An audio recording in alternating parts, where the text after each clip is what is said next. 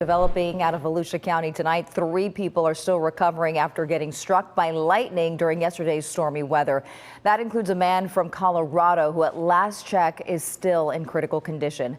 Volusia County Beach Safety says it all happened just before 12:30 yesterday afternoon in New Smyrna Beach. The 29-year-old man was standing in ankle-deep water. Officials say the strike is what they call a blue sky lightning strike.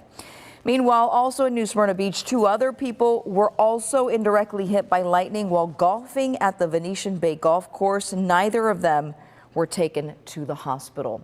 And tomorrow is the start of National Lightning Safety Awareness Week. Here's a few reminders to help you stay safe from this lightning.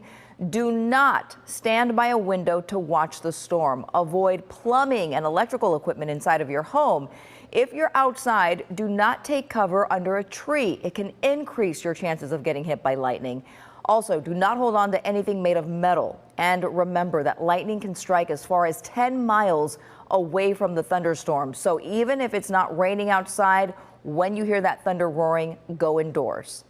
Although your chances of getting struck by lightning are pretty rare, your chances of getting struck will go up if you do not take precautions. The best way to track these afternoon summer storms is to download our free WESH 2 News mobile app. Make sure to turn on your alerts so that you will know when the lightning is in your neighborhood.